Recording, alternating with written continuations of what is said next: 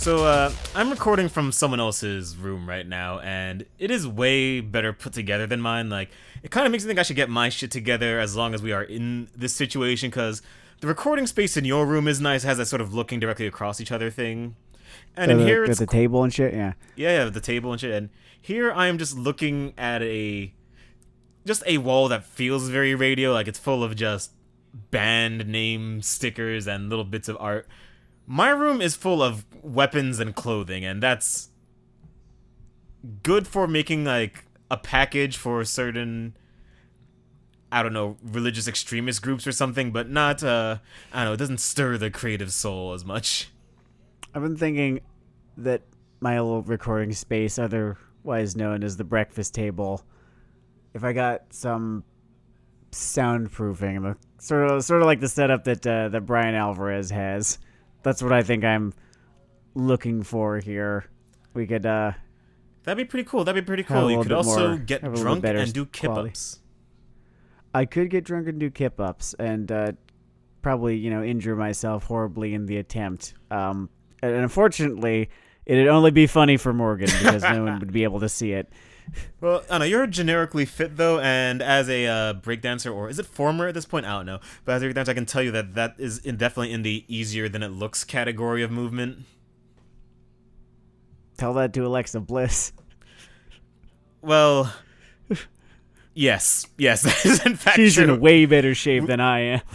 We can, in fact, dunk on her for that. And I can do it guiltlessly, because whatever personal trouble she has, she also has another digit on her month-to-month, week-to-week, and year-to-year paycheck.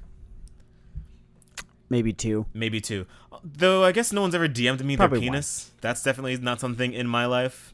Yeah, I could do without that and have for the most part. So that's something that I am eternally grateful for.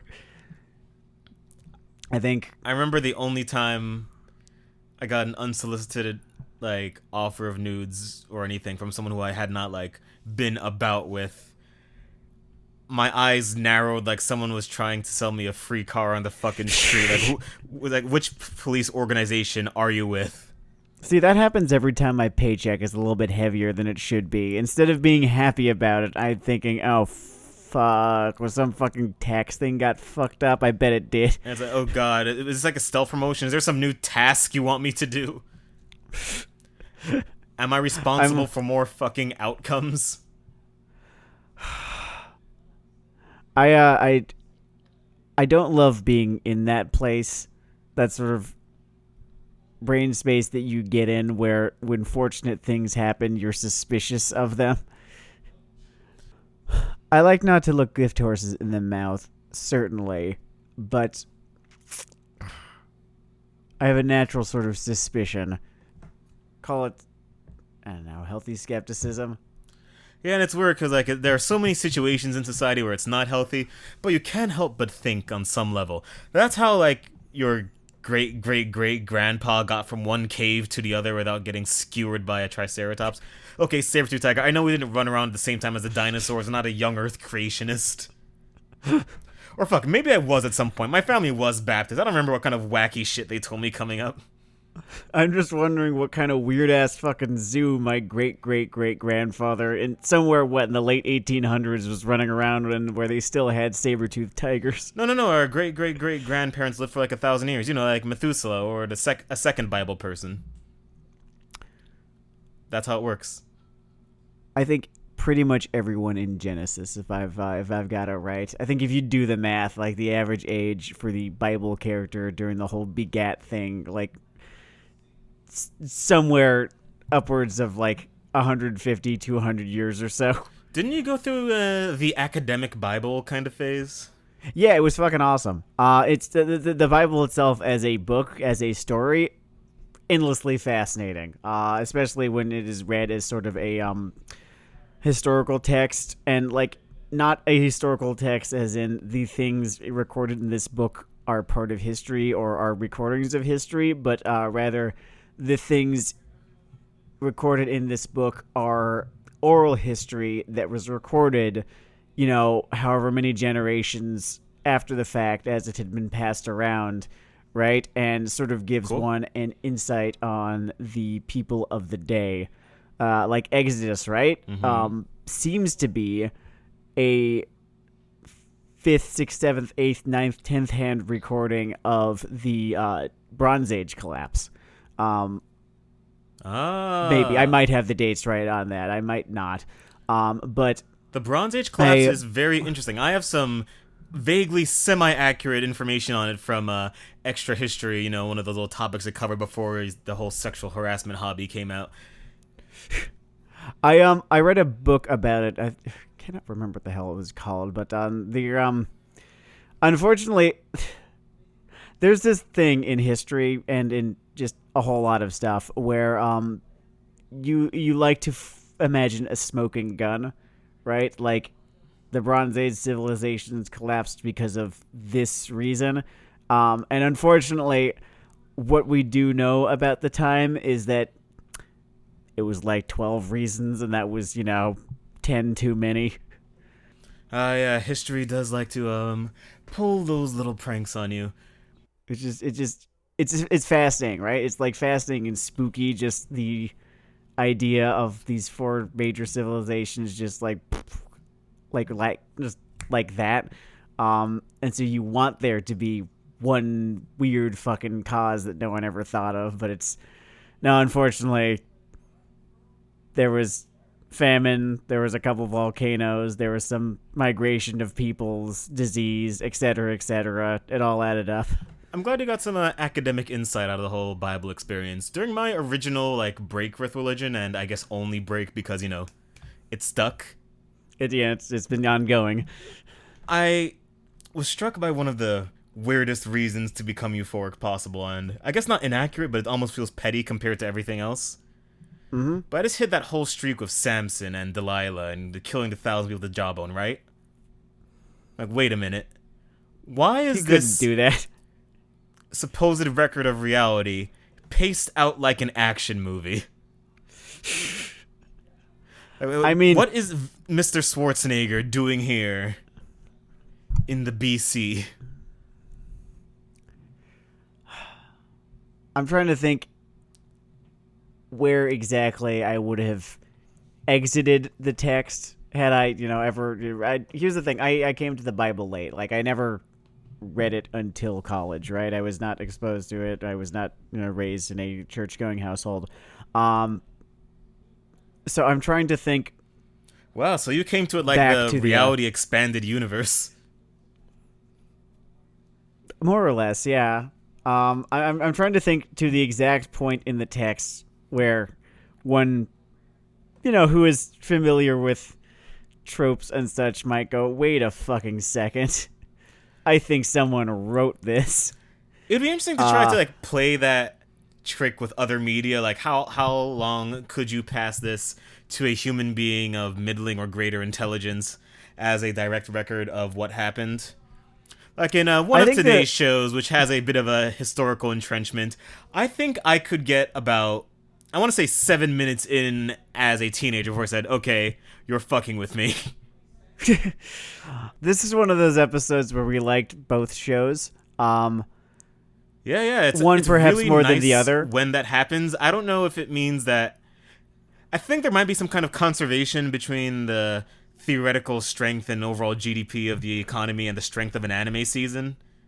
Because during the whole bull market, it's bull when you're charging upwards, right? Whatever. During the whole bull market, bull is upwards, yeah, because bulls strike upwards, when they're trying to gore someone, and bears strike downwards when they're the thing. So that's how you remember it. Oh, it's nice that our economic memory devices are tied to being attacked by a vicious animal. Oh yes, it's about violence. Yeah, it's all tied to violence. It doesn't feel like a mistake, does it? No, it just feels like a Easter egg. I call it an Easter egg.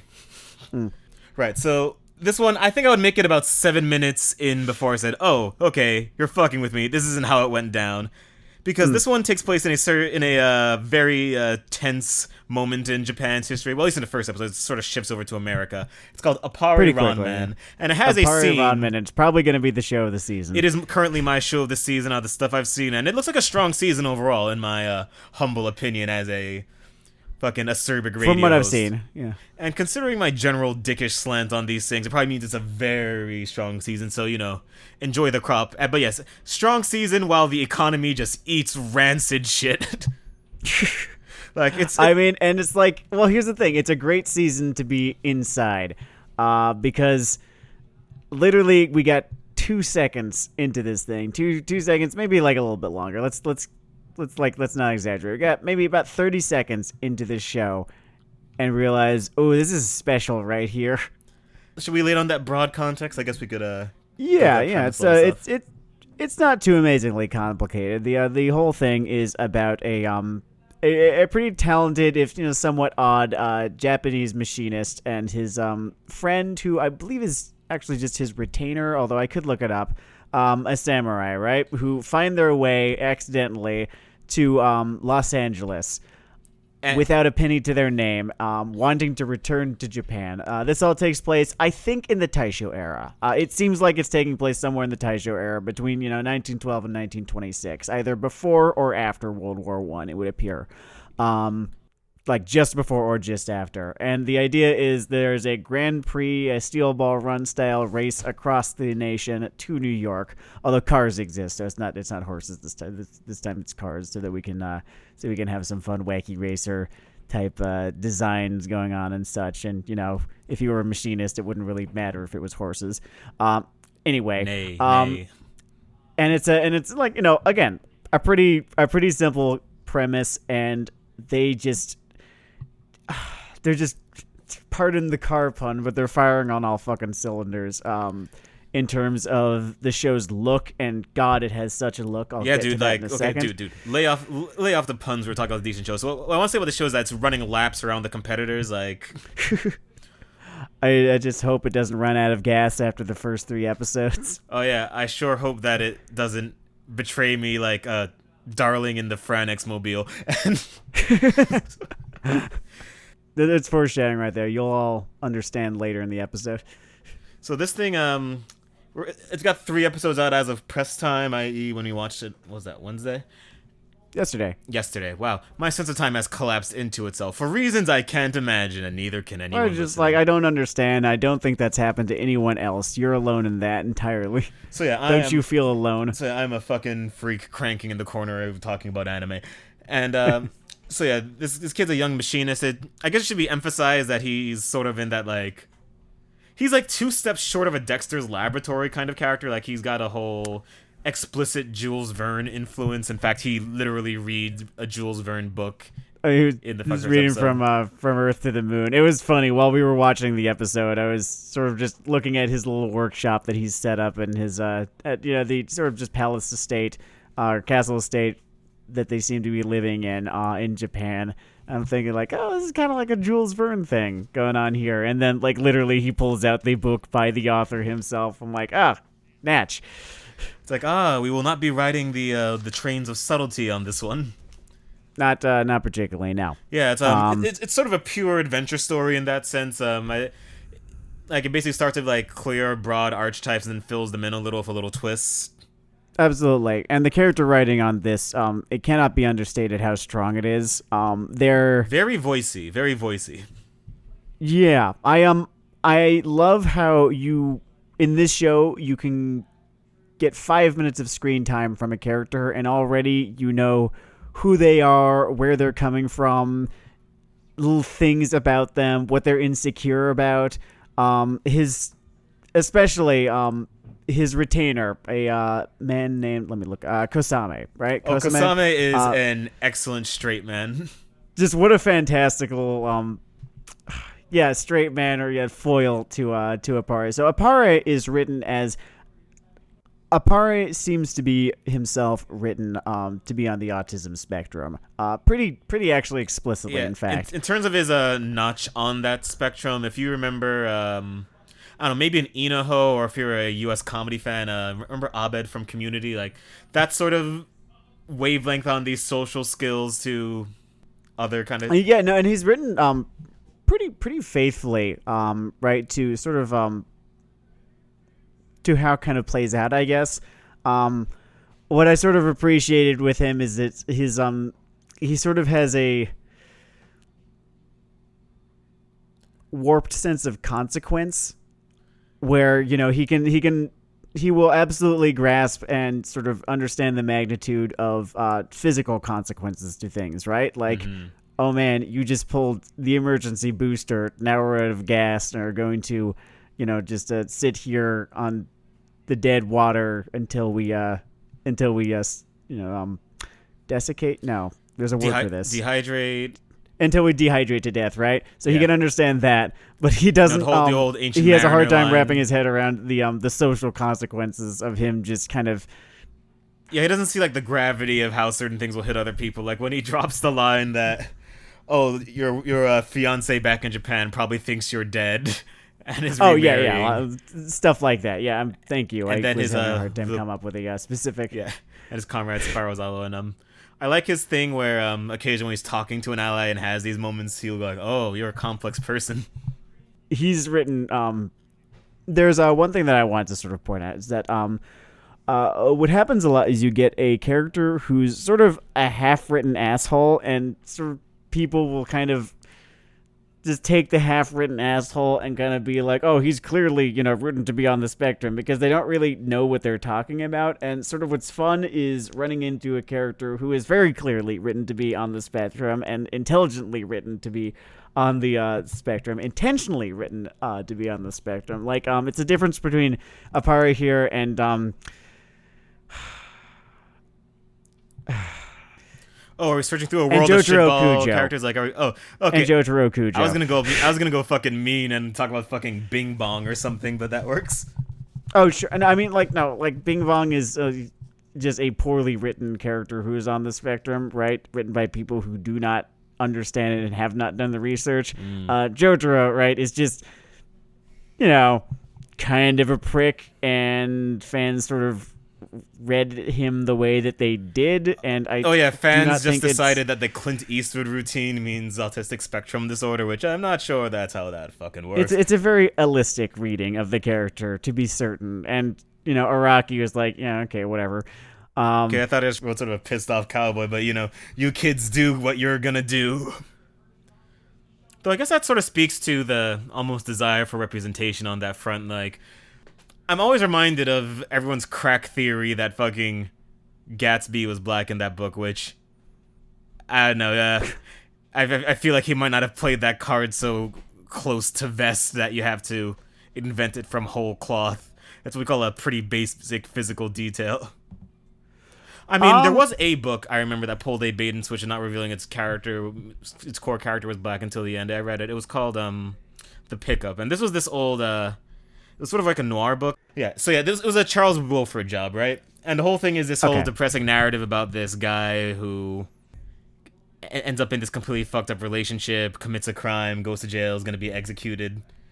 And in the very last line, you find out that in the background of his entire shitball life and fixation on this one blonde lady, etc., that he was a black guy the entire time. I was like, that was clever. Behold our shared humanity. Because everything I fucking say sounds arch, by the way, this was a good book. It wasn't, like, shittily done. And I guess my way around the circuit point here is that this also feels well realized. Of course, in a way brighter and sunnier context. Yeah. Although, as bright and sunny as this show is, I do very much appreciate its kind of warts and all depiction of just the, we'll call them outdated attitudes of the day. Both in America and in Japan, although a little bit more in America. Not that American exceptionalism at the time wasn't a horrible fucking monster that, you know, continues to persist to this day, but it was, like, way the fuck more explicit then. I mean, it's partially the balance of time. I also think that I feel like because this is a Japanese production and they can sort of nod, like, quickly at the things that are going crazy over there and expect the audience to just grok it quickly. Whereas maybe with some of the Americana stuff, like, okay, we need to sort of lay this scene out. Yeah, all right. The other thing is the fact that they spent only, you know, an episode or so in Japan, and this entire series is going to be taking place in America. However, it is really interesting to think about this series sort of from thinking about the time in which it is set. As, you know, it's the Showa period, right? Not the Showa. It's the Taisho period. think the Showa period was right after the Taisho period. You want to give the people at home a 19 blank number? So the Taisho period was, as I said, 1912 to 1926, and this appears to be taking place somewhere around there. So the Taisho period was the second period of Imperial Japan. I can't remember. I think it was the Meiji period was the first period. The Taisho was, I believe, the shortest one, and then there was the Showa period, which lasted until the end of World War II. And what you have happening in Japan at this point is just the all definitive kinds of fun end. times.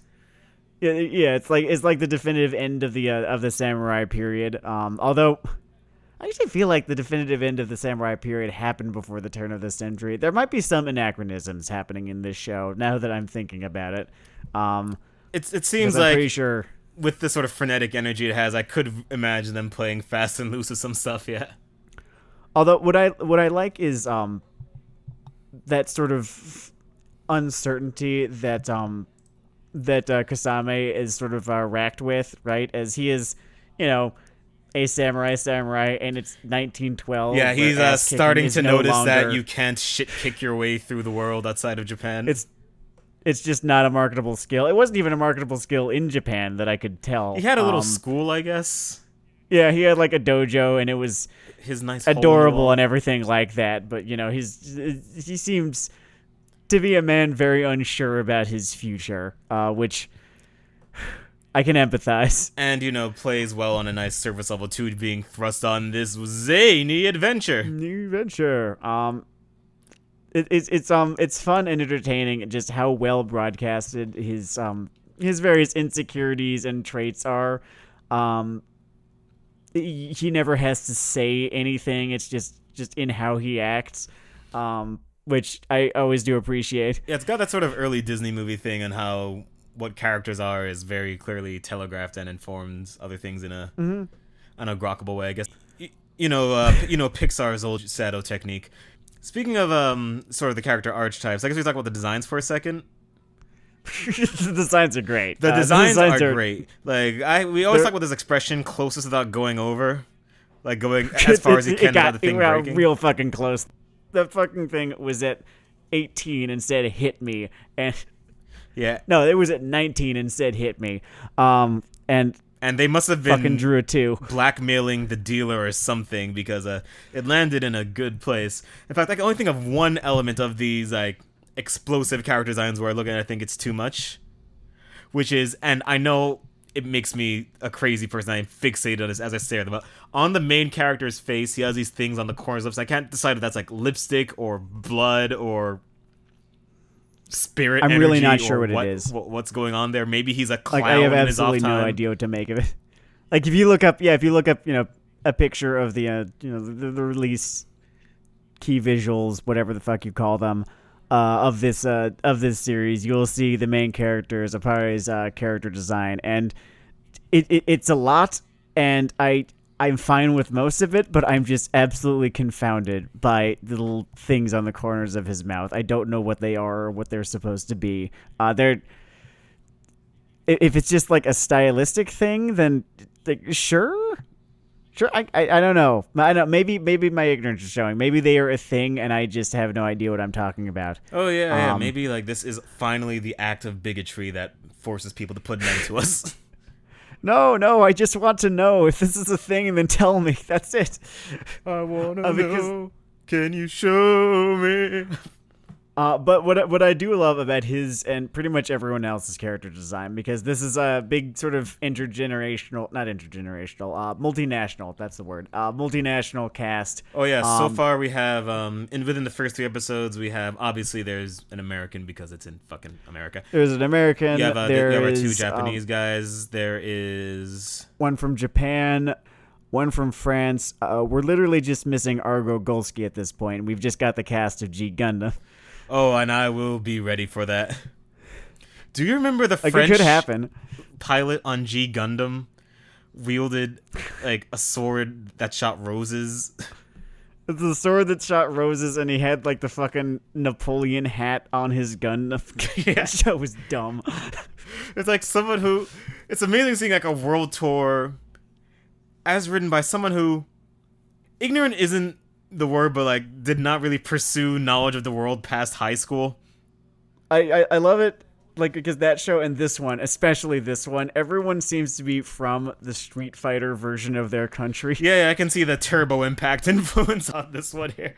They really go for it. Part of me almost wishes that a Jamaican guy would slip into this so I could see what would come out of that. A guy might come out in a fucking cloud of smoke. I would not be quite sure how to react to that. I think I'd let you react first, and then I'd sort of just, kind of half-heartedly copy your reaction.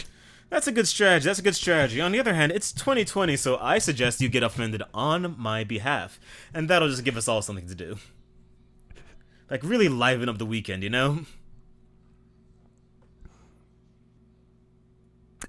Or... I'm Sam. Or I could adopt I the want to wait keep and see my approach. job and friends. By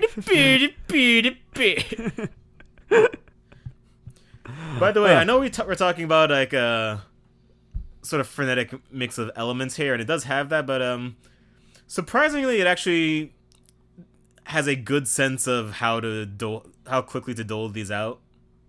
Yeah, absolutely. It's paced amazingly well, I felt. I never felt as though it was like dragging in any place or, like kind of pushing forward without me knowing what the fuck's going on. That's an issue that I think the next show that we're going to talk about has, is that like I felt somewhat left in the dust some of the time. Clarity matters for something, and what's the thing they would say in a fucking art school? When you want something to feel chaotic, you have to be in control. Yeah, I never heard that saying. I like it though. Yeah, it's not so much a saying as a sentiment, and I don't know, maybe it was my old creative problem in a way, but just kidding. I was born perfect. It's fantastic. There was no problems, never. Hold on, I'm gonna do a backflip in this room right now.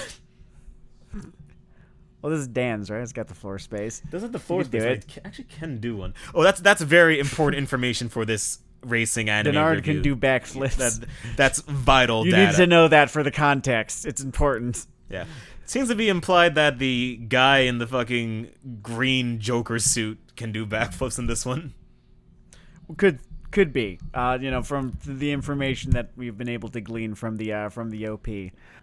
So when Sam talks about everyone being from like the Street Fighter version of their country, right? There's a Native American kid too.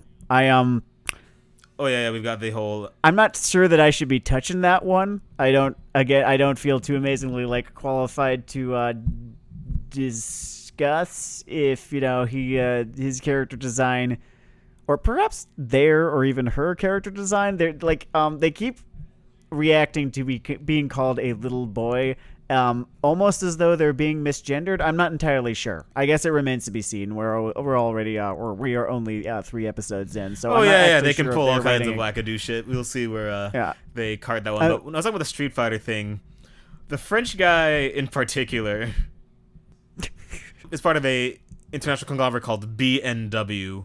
Wink, nudge, wink, wink, nudge, nudge. So maybe he's from Alsace. Oh, he has this great French bulldog. It's great. It's a little fucking like gremlin. It barks. Yeah. I don't know if it has a name. I think it probably does, and I just missed it. He also has this attendant / implied sibling, or...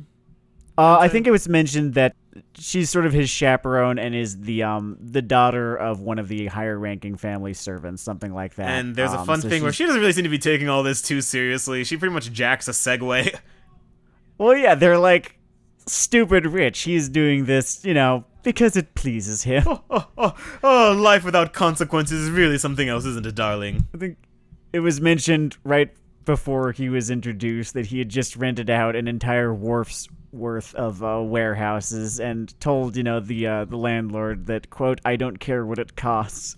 So like that's the character that we're being introduced to here. Yeah, just slinging around life-changing sums of money, and they're doing a lot of early build of this one character. God, what was her name? Xiaolin, I believe. I think it was Xiaoli. I don't think there was a consonant at the end. Xiaolin. Yeah. But she's from like this Chinese immigrant family, and she has that character design that crops up every time there's a Chinese girl in an anime. It's just like they don't need to tell you. They just It is the anime Chinese she has, person character design. Like, they throw everything on but the fucking Chun-Li loops. It's the collar on her shirt, the frills that accompany, like, the frills on said shirt that, sort of are around the various, like, arm holes or whatever the fuck they're called. The way in which her hair is sort of drawn to be somewhat bubble-like, I guess you could say. Those... you could, again, like, you can always tell what they're going for in anime. And her whole arc is another bit of those Disney princesses. Everyone here sort of wants to see the world, except for the fucking samurai who's stuck with these people. Who just doesn't want to be here. He just wants to fucking go home. And I do really appreciate that character archetype. Just the character who is on a grand adventure and has absolutely no desire to be on a grand adventure. It is quite relatable. When it comes to Xiaoli, I remember there was one scene that tickled me because there's something wrong with me, where she sort of set back in her dream because the guy who runs her auto team won't take woman racers. People let her be a mechanic. And I just thought, wow, so they went for the sexism before the racism thing. This is the most woke as fuck auto shop in 1910s America.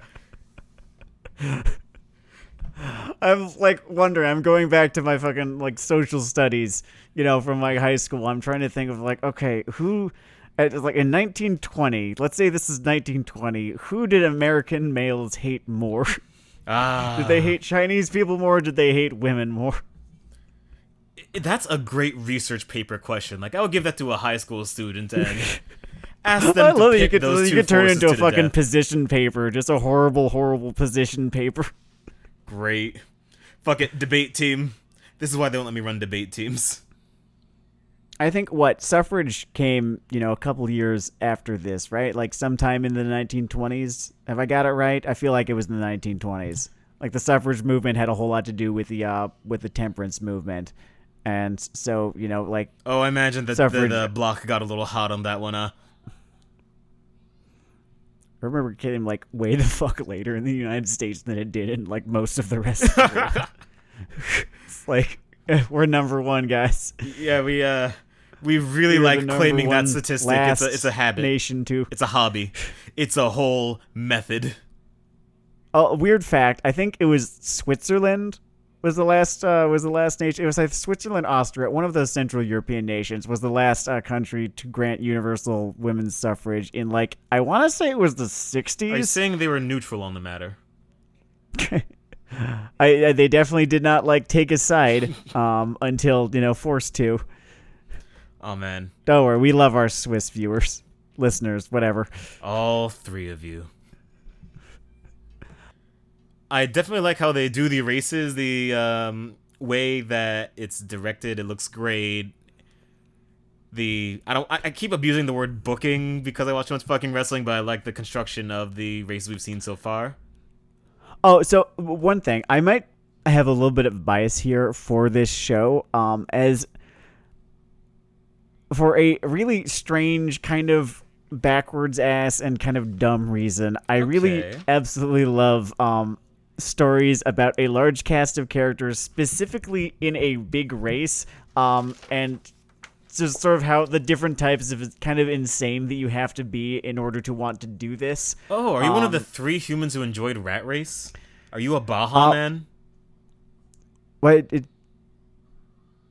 mean, I liked it well enough. It was a remake of It's a Mad, Mad, Mad, Mad World from the 60s, which was also very good. I think David Niven was in that one, or am I thinking the Pink Panther? I mean, he was definitely in the Pink Panther. I think he might have been in It's a Mad, Mad, Mad, Mad World too. No, here's the thing. The reason I enjoy this trope, and like it's a rare one, right? There's only so many stories about this sort of thing. Is not because of the long and drawn out and completely fucking arbitrary podcast sequence from Star Wars Episode 1, but because of the video game based on it. Oh man, which Pod was Racer, that awesome. thing was one of the shit. Best fucking releases for the N64, and I sunk so many hours of my young life into it. I think it's actually getting re-released on PlayStation and like the Switch or whatever, so like, yeah man, I just got $1,200. Dude, going to an arcade in your youth walking in a normal child, walking by the machine, just reach into your fucking pocket, take out your Rite Aid sunglasses, and ask who's ready to eat some dust. So and like one of the fun things about that game is that you can, occasionally just throw taunts and such, from your pod racer, and every character, would have in Huttese, of course, a little voice clip that plays whenever they, hit a wall or died or something like that. And half the time, whenever they died, they'd laugh. So I just sort of had to figure, oh, so all of you are out of your goddamn minds, because you sort of have to be in order to do this, willingly. So with that in mind, I sort of became enamored of the story about a whole bunch of really colorful mad people doing this horribly dangerous thing for maybe a reward that's not going to even be worth it. Yeah, it seems like a really colorful way of committing suicide. The ropes are played out, the bullet's been done, everyone's jumped off of everything, but a transcontinental race.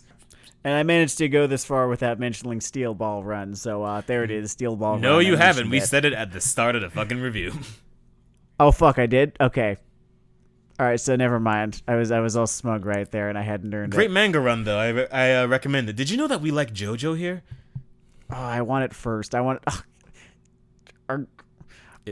not saying that they shouldn't make Part 6, but I want Steel Ball Run first. Part 6 does have some of the most wackadoo stand shit he comes up with. You'll have a good time. I'm excited for it. Except for man, I will defend almost everything Araki's ever done, but the first few chapters and therefore first episode or two of Stone Ocean, fair warning to the weebs of the world, are going to be fuck stupid. There's going to be a lot of decisions made with womanly energy, so to speak. I sort of really like the idea that his editor just came to his house and slapped the shit out of him after the first 2 chapters. What are you What the fuck were you thinking? Because that is another little trope, vignette, whatever you want to call it, that I hold very dear in my head, is the angry editor showing up at the writer's door and slapping the shit out of them. Oh yeah, dude, we've written 2 spec comedies together and you've pulled that one twice. I love it. I just think it's so fucking funny. I love the idea of the beleaguered editor having to put up with the shitbag writer's bullshit.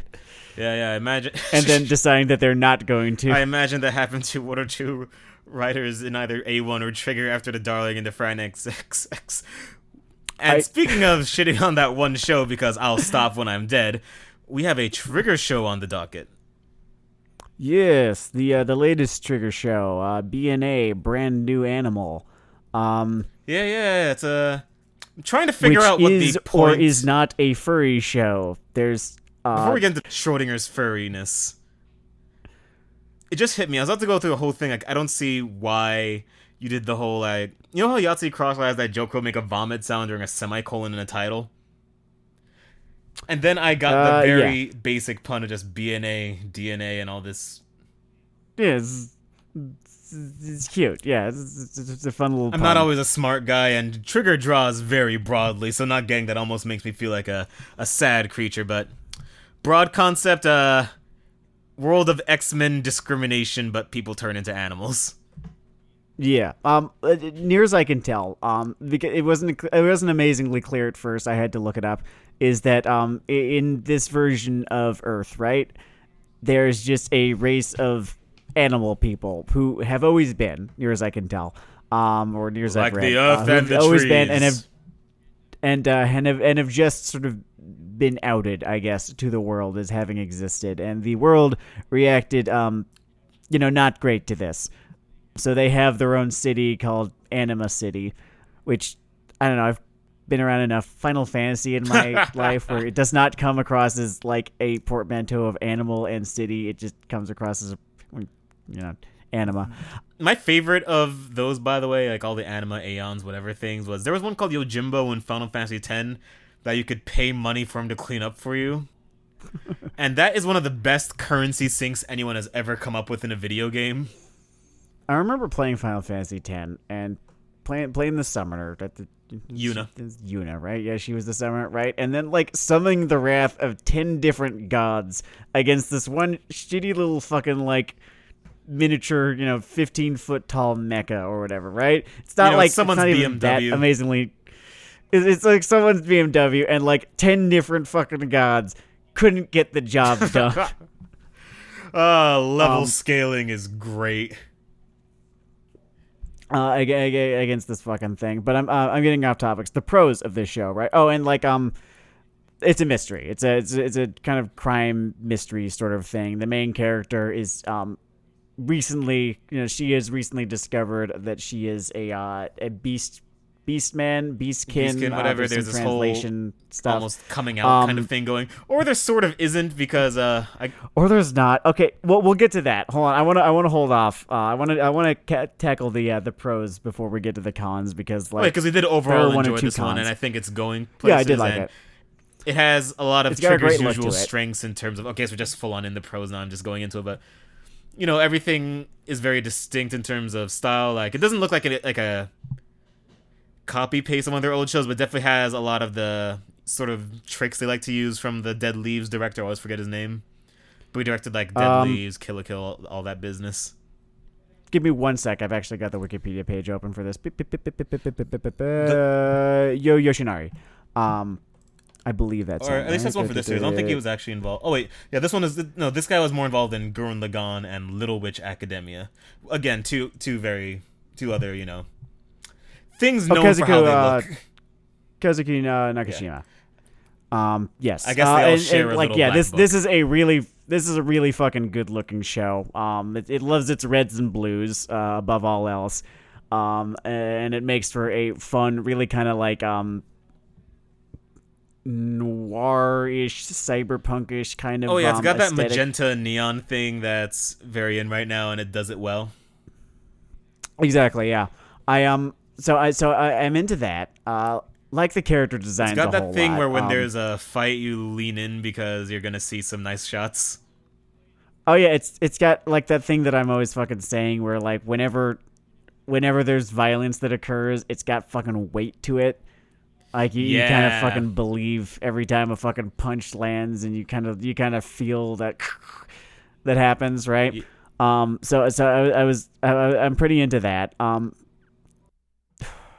I like that there is a Sphinx cat person. I like Sphinx the cats mayor a whole starts lot. out looking like fucking Cassandra Nova from the X-Men, which makes her look very trustworthy and doesn't telegraph anything they're probably gonna do with the plot.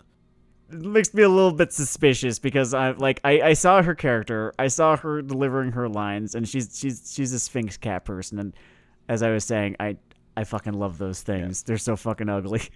They're so freaky. Sphinx cats are one of God's better and they have to take jokes. Baths. No, it was I like those. No gods here, only men. We did this. I find armadillos very amusing looking. I hope one of those comes up. That's a good element of this show. All of the main characters' powers are basically sight gags as well. Yeah, it's fun. They again, like all of the little gags in it are reliably good. The way that we've come to expect from Trigger's output at this point. There's a fun little bit, and it's a blink and you'll miss it moment where on a big TV screen, like a big LED screen somewhere out in like a town square or something like that. They're watching Inferno Cop. Oh yeah, I really enjoyed that. That was fun. That was a nice little cameo. I'm kind of liking this sort of it seems to be sort of like a Chinatown-esque noir mystery that is happening that they're sort of giving us with this one. That's gonna be the sort of plot that strings us through this, which I'm always fucking in for a mystery. It's like it is a favorite genre of mine, and I don't actually see too many of them. I think it's why I liked. Oh yeah. It's what drew me into Attack on Titan. Write backwards. It takes longer. It ruins their mood. They say we could have made two Sandlers with this time. We just made $100 million of Trolls World Tour. Before we get to the things we don't like, something I'm just neutral about or just like to make fun of sometimes. Mm-hmm. Stop trying to oppress people with superpowers. It doesn't fucking work. It never works. You just get fucking Magneto dropping fucking Asteroid M on you. It goes one way. And that actually leads us into It's like, do you know why the bullies of the world pick on disabled people? Because at least the reprisal is easier for them to deal with. Like, if someone can fucking bounce around on their spring tail and claw through steel, let it alone. Let it alone. Maybe pay them $1 for $1. Now, you may have noticed that we went from, like, the X-Men kind of thing to a gender thing, to a third thing, and so does the show, because I do not know what is going on with the central metaphor here. Oh, God. So, yeah, here, the main con of the show, is that it's exhaustingly allegorical. Every fucking thing that seems to be happening is crying out to be interpreted in 5 different ways.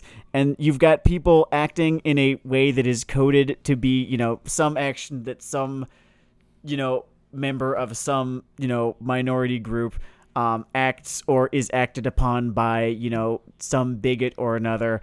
And I can't fucking keep it straight. I don't know what any of this is supposed to be a metaphor for. I think they're supposed to be LGBT. Like, I'm guessing...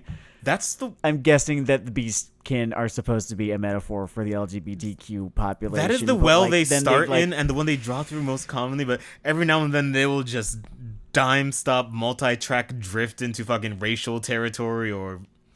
I guess you could say that there's just some... It's like some broader attempt to just sort of have them...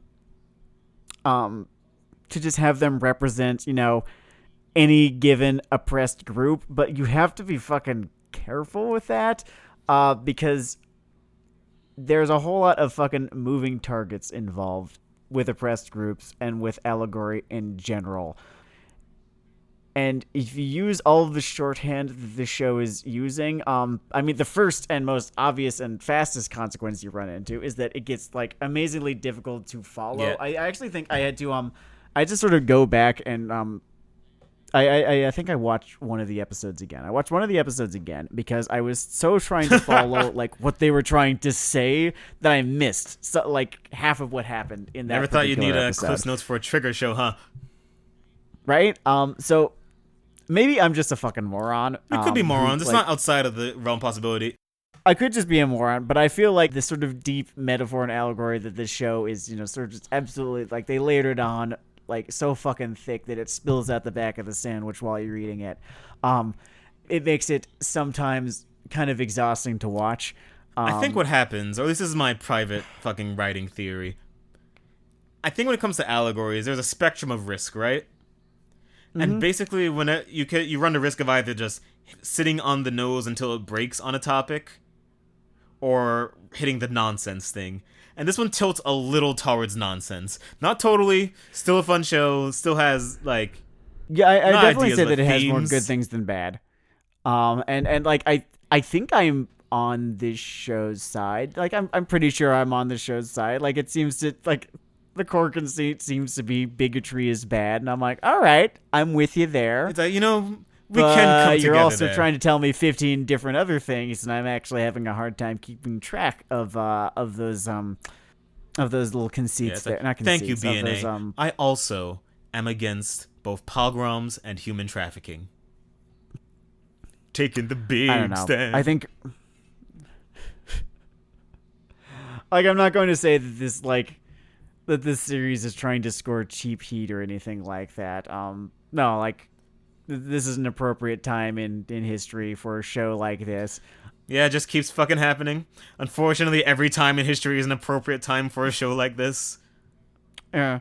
I think what I would much rather preferred is if, like, they've got 12 different things they're trying to say. If they stuck to, like, 3.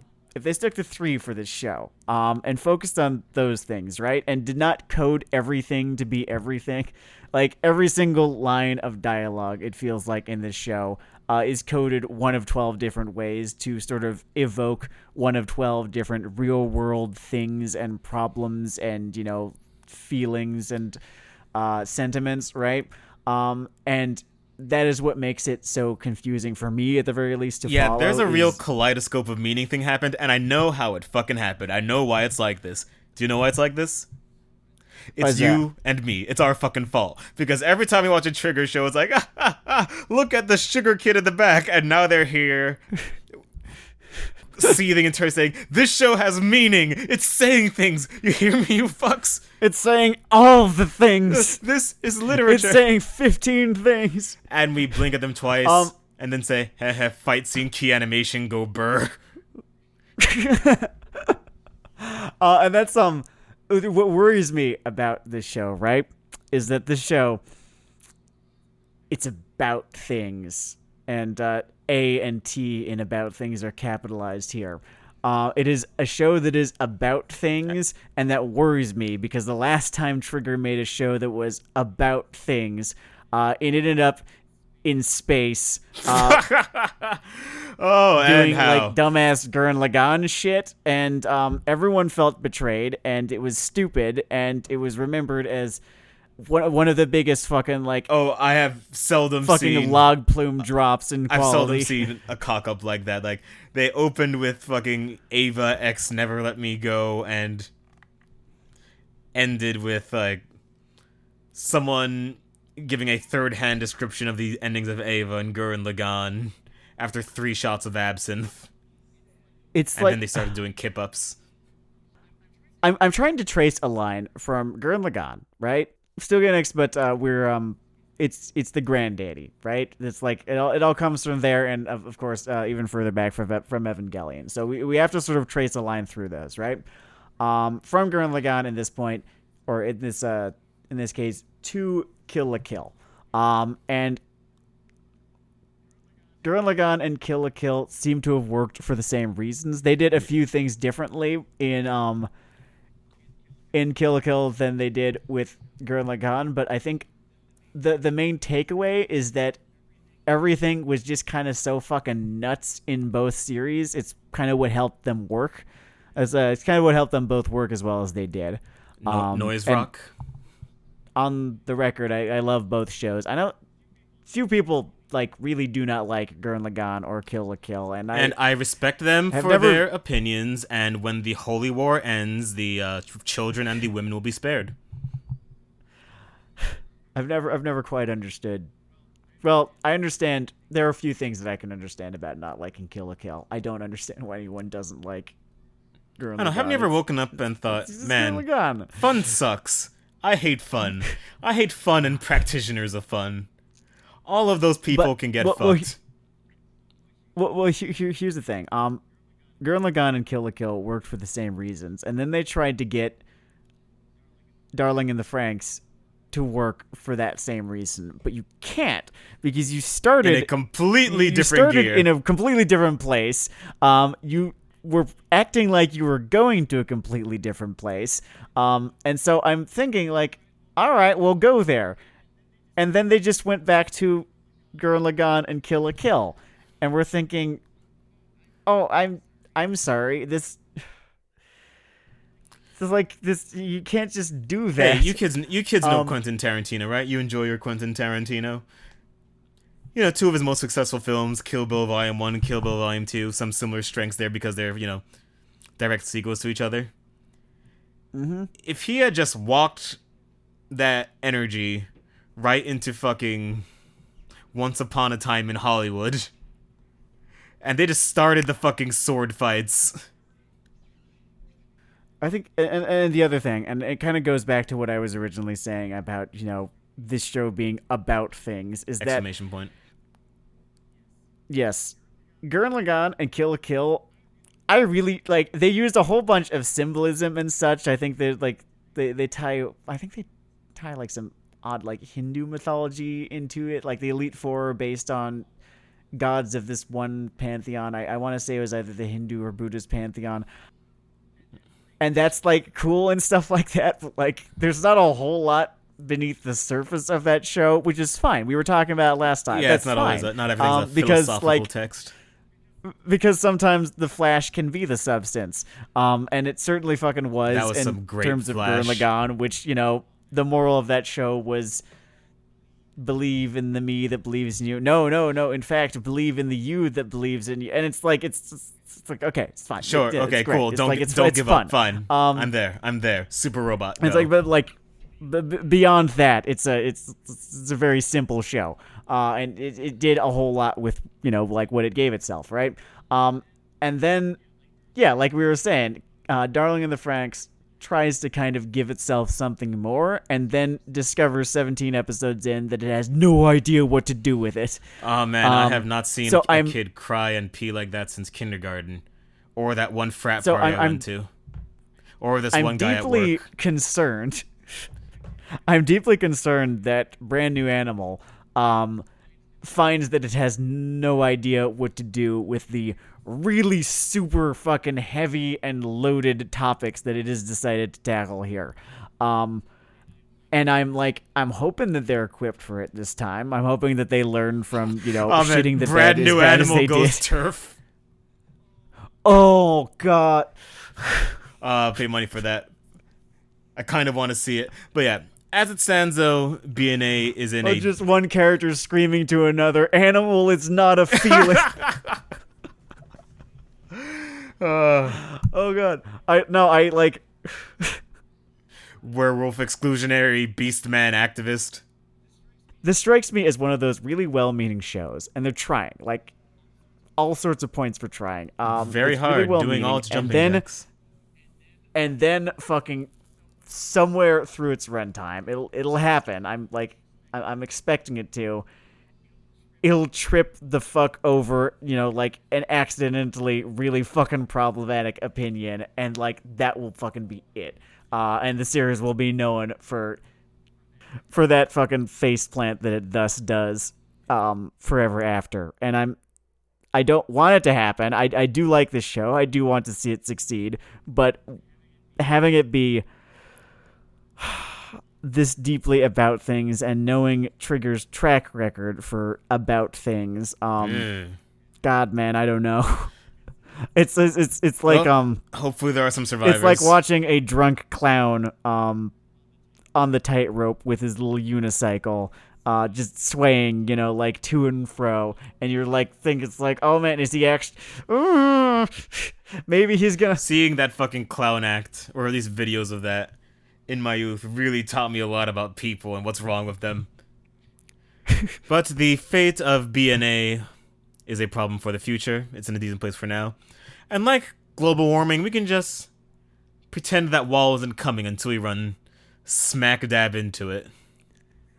At which point I will presumably return to the conniptions of rage that I just have thrown at Darling in the Franxx. It could happen. Man, I remember I was so fucking salty about that thing. I made that one sticker promoting this podcast that said Trigger has a minor league batting average. God. Which is, while ruthless, one of my favorite burns I've ever come up with. But we still love you. Maybe. For now. We are a capricious lot, fandoms. We truly are. We truly are. Poor Star Wars. You'll notice that I didn't talk about the furry thing. Super not gonna. This has been Weeaboo Hell. It's Weeaboo Hell. It's Weeaboo Hell.